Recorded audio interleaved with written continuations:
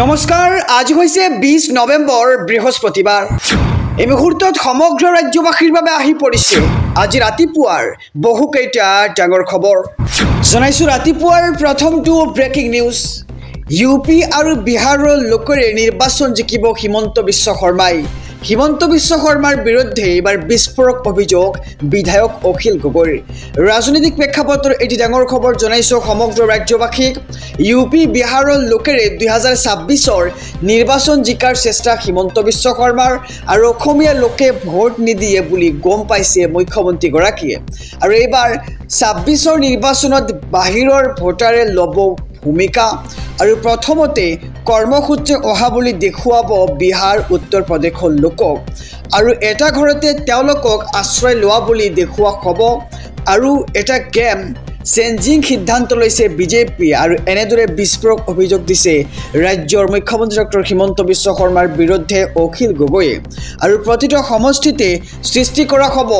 10,000কৈ নতুন ভোটাৰ আৰু এছআৰক লৈ বিস্ফোৰক মন্তব্য গৌৰৱ গগৈ আৰু অখিল গগৈৰ আৰু ইউপি বিহাৰৰ লোকেৰে 2026ৰ নিৰ্বাচন জিকাৰ চেষ্টা হিমন্ত বিশ্ব শৰ্মাৰ অসমীয়া লোকে ভোট নিদিয়ে বুলি গম পাইছে মুখ্যমন্ত্ৰীয়ে আৰু এইবাৰ 26ৰ নিৰ্বাচনত বাহিৰৰ ভোটাৰে লব ভূমিকা প্ৰতিটো সমষ্টিতে সৃষ্টি কৰা হ'ব 10,000কৈ নতুন ভোটাৰ আৰু এছআৰক লৈ বিস্ফোৰক মন্তব্য গৌৰৱ গগৈ আৰু বিধায়ক অখিল গগৈৰ জনাইছো ৰাতিপুৱাৰ আৰু এটি ব্ৰেকিং নিউজ মিয়াক সমৰ্থন কৰা মানুহক অসমৰ ৰাইজে ভোট নিদিয়ে কোনোবা মিয়াৰ ধৰ্মীয় সভাত জুবিনৰ ফটো দেখিছে নেকি এনেদৰে এতিয়া মন্তব্য কৰিছে ৰাজ্যৰ মুখ্যমন্ত্ৰী ডক্টৰ হিমন্ত বিশ্ব শৰ্মাই এক ডাঙৰ খবৰ জনাইছো সমগ্ৰ ৰাজ্যবাসীক কোনোবা মিয়াৰ ধৰ্মীয় সভাত জুবিনৰ ফটো দেখিছে নেকি মিয়াক সমৰ্থন কৰা মানুহক অসমৰ ৰাইজে ভোট কেতিয়াও নিদিয়ে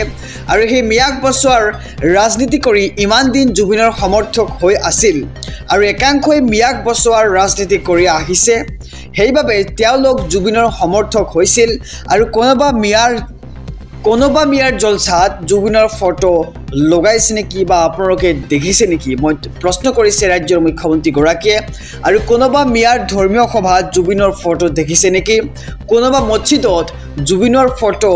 দেখিছিল নেকি আৰু 21 ডিচেম্বৰত গৌৰীপুৰত হ'বলগীয়া ইস্তেমাত জুবিনৰ ফটো লগাব নে নলগায় তাক লৈ প্ৰশ্ন কৰিছে ৰাজ্যৰ মুখ্যমন্ত্ৰী গৰাকীয়ে আৰু আমি ক্ষীপ্ৰ প্ৰক্ৰিয়াৰে তদন্ত কৰিছো কাকো ৰেহাই দিয়া নহব আৰু বিজেপি চৰকাৰৰ লগত যুঁজি লাভ নাই বুলি মন্তব্য ৰাজ্যৰ মুখ্যমন্ত্ৰী গৰাকীৰ আৰু আমি ৰাজনীতি আবেগক লৈ কৰা নাই আমি ভয় নাখাওঁ আৰু চেষ্টা কৰিও লাভ নাই জুবিন গাৰ্গক লৈ একাংশই কৰা ৰাজনীতিক লৈ মুখ্যমন্ত্ৰীৰ প্ৰতিক্ৰিয়া দেখিবলৈ পোৱা গৈছে কোনোবা মিয়াৰ ধৰ্মীয় সভাত জুবিনৰ ফটো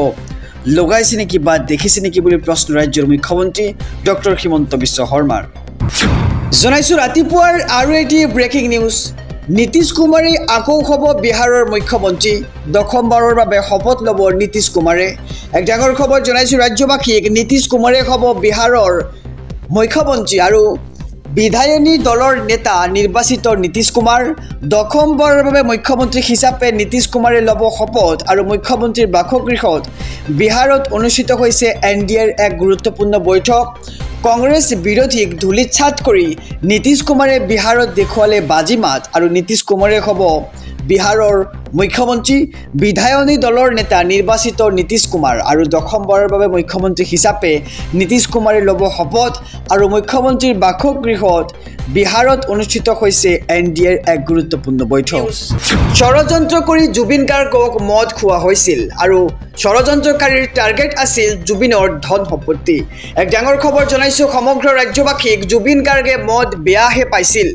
মদ জুবিন গাৰ্গৰ পৰিচয় কেতিয়াও হ'ব নোৱাৰে আৰু নহয় ষড়যন্ত্ৰ কৰি জুবিন গাৰ্গক মদ খোৱা হৈছিল আৰু কোনে ষড়যন্ত্ৰ কৰিছিল জুবিন গাৰ্গৰ বিৰুদ্ধে তাক লৈ প্ৰশ্ন উত্থাপিত হৈছে আৰু টকা পইচা যাতে হস্তগত কৰিব পাৰে হে মদ খোৱা হৈছিল জুবিন গাৰ্গক আৰু এছআইটি ৰিপৰ্টত ওলাব বহু বিস্ফোৰক তথ্য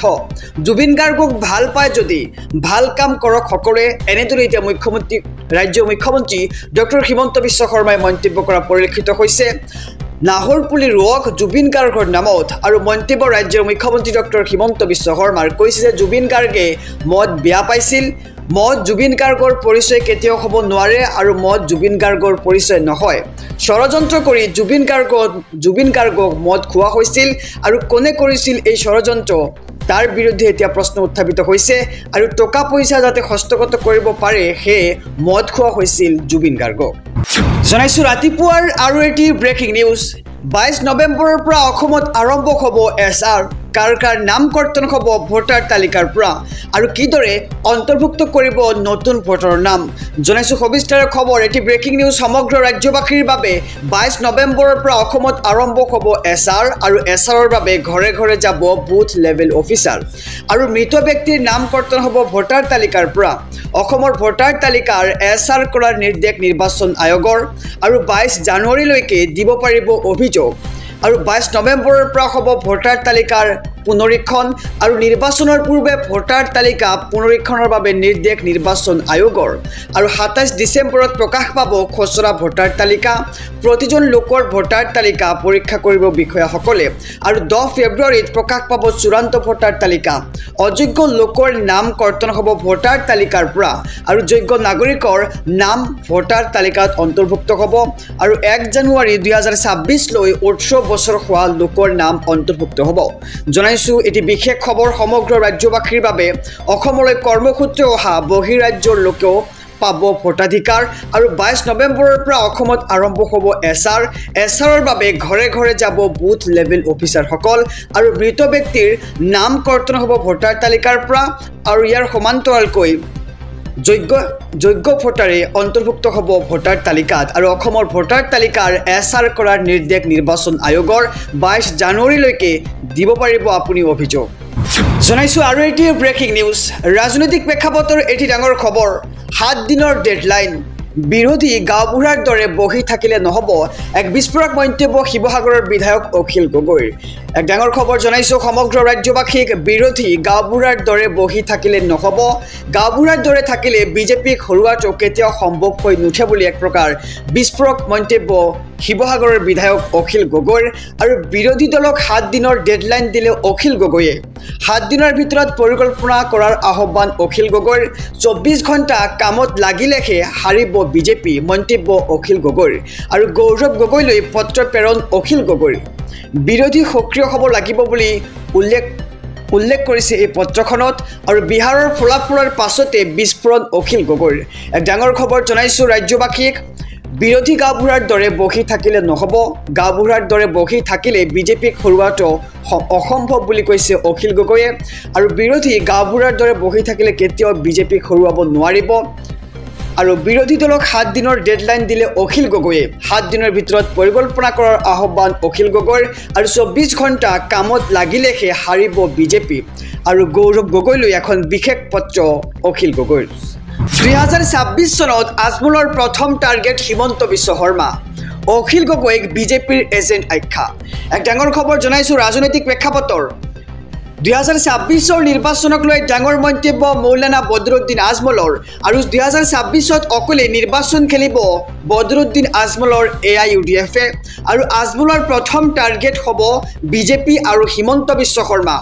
অখিল গগৈক বিজেপিৰ এজেণ্ট আখ্যা দিলে বদৰুদ্দিন আজমলে আৰু কংগ্ৰেছে এনেও নোৱাৰে চৰকাৰ গঠন কৰিবলৈ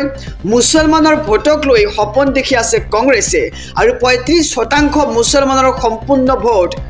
সম্পূৰ্ণ ভোট পালেও জয়ী হ'ব নোৱাৰে কংগ্ৰেছ আৰু কংগ্ৰেছে বিচাৰিলেও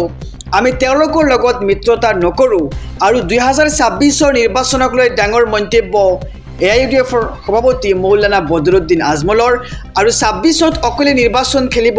বদৰুদ্দিন আজমলৰ AIUDF দলে আৰু আজমলৰ প্ৰথম টাৰ্গেট হ'ব বিজেপি আৰু হিমন্ত বিশ্ব শৰ্মা আৰু অখিল গগৈক বিজেপিৰ এজেণ্ট আখ্যা দিলে বদৰুদ্দিন আজমলে জুবিনৰ ন্যায় বিচাৰি চিঞৰি থকাসকল অখিল গগৈ ক'ত আছিল আৰু মিয়াক বছোৱাৰ ৰাজনীতি কৰি জুবিনৰ সমৰ্থক হৈছিল এওঁলোকে এক প্ৰকাৰ বিস্ফোৰক মন্তব্য কৰিছে ৰাজ্যৰ মুখ্যমন্ত্ৰী ডক্টৰ হিমন্ত বিশ্ব শৰ্মাই জনাইছো খবৰ জুবিনৰ জন্মদিনৰ দিনা অখিল গগৈ ক'ত আছিল আৰু কালি অসমৰ মানুহে অখিল গগৈক এবাৰলৈ নেদেখিলে অখিল গগৈয়ে মুম্বাইত গৈ শাৰদ পাৱাৰক লগ কৰিছে আৰু মই লণ্ডনৰ পৰা জুবিনৰ জন্মদিনলৈ উভতি আহিছোঁ আৰু ৰক্তদান কৰিছোঁ বুলি এক প্ৰকাৰ মন্তব্য ৰাজ্যৰ মুখ্যমন্ত্ৰীগৰাকীৰ। আৰু জাষ্টিছ ফৰ জুবিন বুলি অসমত চিঞৰি থকাসকল কালি ক'ত গ'ল? হিমন্ত বিশ্ব শৰ্মা থকালৈকে নেপাল নহ'ব বুলি নিশ্চয় গম পালে। আৰু জুবিন গাৰ্গৰ ঘটনাক লৈ এওঁলোকে কৰিছিল ভয়ংকৰ ষড়যন্ত্ৰ আৰু চিনেমাৰ সংলাপ এটা তেওঁলোকে অসম অশান্ত কৰিবৰ কাৰণে ব্যৱহাৰ কৰিলে। আৰু 10 ডিচেম্বৰৰ পিছত তেওঁলোকৰ মুখৰ মাত একেবাৰেই নাইকিয়া হ'ব। আৰু কোনোবা মিয়াৰ ধৰ্মীয় সভাত জুবিনৰ ফটো দেখিছে নেকি প্ৰশ্ন কৰিছে ৰাজ্যৰ মুখ্যমন্ত্ৰীগৰাকীয়ে। তেওঁলোকে মিয়াক বচোৱাৰ ৰাজনীতিহে কৰি আছে আৰু সেইবাবে তেওঁলোক জুবিনৰ সমৰ্থক হৈছিল। আৰু কোনোবা মিয়াৰ জলচাত জুবিনৰ ফটো দেখিছে নেকি এনেদৰে এতিয়া মুখ্যমন্ত্ৰীগৰাকীয়ে প্ৰশ্ন কৰিছে। আৰু কোনোবা মছজিদত জুবিন গাৰ্গৰ ফটো দেখিছিল নেকি? আৰু 21 ডিচেম্বৰত গৌৰীপুৰত হ'বলগীয়া ইস্তেমাত জুবিনৰ ফটো লগাব নে নলগায় তাক লৈও প্ৰশ্ন কৰিছে মুখ্যমন্ত্ৰীগৰাকীয়ে। আৰু আমি ক্ষীপ্ৰ প্ৰক্ৰিয়াৰে তদন্ত কৰি আছোঁ, কাকো ৰেহাই দিয়া নহ'ব। বিজেপি চৰকাৰৰ লগত যুঁজি একো লাভ নাই।